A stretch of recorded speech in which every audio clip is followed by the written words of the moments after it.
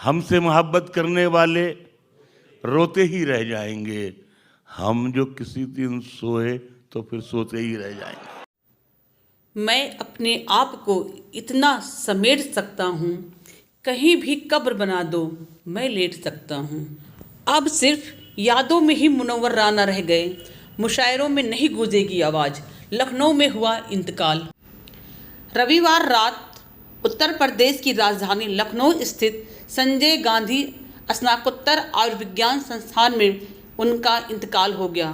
वह लंबे वक्त से बीमार चल रहे थे। इधर पिछले दिनों मेरी ज़िंदगी बिल्कुल ऐसी हो गई जैसे पैरोल का मुजरिम। 42 दिन एम्स में भर्ती थे, वहाँ से लौट कर आए, 10 दिन बाद पीजीआई में एडमिट हो गए, वेंटिलेटर पे चले गए 5-6 दिन, 22 दिन वहाँ भर्ती रहे, फिर लौट कर आए, 10 दिन बाद फिर एम्स चले गए। बिल्कुल जैसे पैरोल का मुजरिम होता है वही बिल्कुल हाल हो गया। शायरी की दुनिया में मुनव्वर राना हिंदुस्तान के सबसे बड़े नामों में से एक हैं। मुनव्वर राना की शायरियाँ लोगों को काफ़ी पसंद आती थी।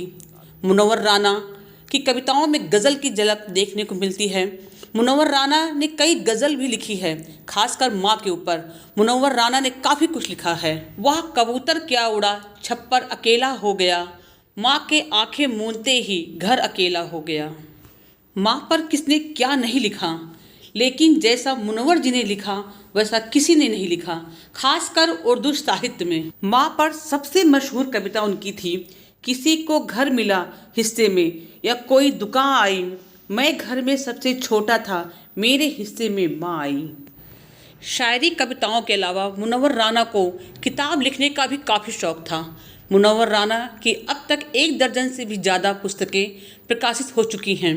इन सब के अलावा मुनव्वर राना सामाजिक मुद्दों को लेकर खुलकर अपनी राय रखने के लिए भी जाने जाते हैं। 2014 में साहित्यिक अकादमी से सम्मान किया गया था। उन्हें कविता शाहदावा के लिए साहित्य अकादमी मिला था। साल 2012 में उन्हें उर्दू साहित्य में उनकी सेवाओं के लिए शहीद शोध संस्थान द्वारा माटी रत्न सम्मान से सम्मानित किया गया था। मुनव्वर राना कई मौक़ों पर चर्चा और सुर्खियों का हिस्सा बने। साल 2015 में यूपी स्थित नोएडा के दादरी में अखलाक की मॉब लिंचिंग में हत्या के बाद उन्होंने अपना साहित्यिक अकादमी पुरस्कार लौटा दिया था। वही साल 2014 मई में तत्कालीन सपा सरकार ने राना को उत्तर प्रदेश उर्दू अकादमी का अध्यक्ष नियुक्त किया था। हालांकि उन्होंने अकादमी में भ्रष्टाचार का आरोप लगाते हुए इस्तीफा दे दिया था। हालांकि इस दौरान उनके द्वारा दिए गए बयानों को लेकर विवाद भी हो जाता है। मुनव्वर राना अक्सर वर्तमान मोदी सरकार की आलोचना करते हैं। उर्दू अदब के विख्यात शायर मुनव्वर राना का जन्म 26 नवंबर 1952 को उत्तर प्रदेश के रायबरेली जिले में हुआ था। उनका मूल नाम सैयद मुनव्वर अली था, लेकिन साहित्य जगत में वह मुनव्वर राना के नाम से प्रसिद्ध हुए। बता दें कि देश की विभाजन का असर उनके परिवार पर भी पड़ा था।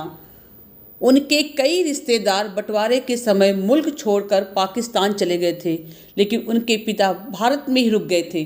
वहीं मुनव्वर राना की शुरुआती जीवन कोलकाता में ही बीता। मुनव्वर राना शादीशुदा थे। उनकी 5 बेटी और 1 बेटे थे। उनके बेटे को अगस्त 2021 में रायबरेली पुलिस ने अपने चाचा और चचेरे भाई को फंसाने के लिए जून में खुद के खिलाफ गोलीबारी की साजिश रचने के आरोप में गिरफ्तार किया गया था। उनकी बेटी सुमैया राना ने बताया कि इनका अंतिम संस्कार इनकी वसीयत के अनुसार लखनऊ में किया जाएगा। मुनव्वर जी के इंतकाल पर प्रधानमंत्री व सपा नेता अखिलेश यादव ने शोक व्यक्त किया।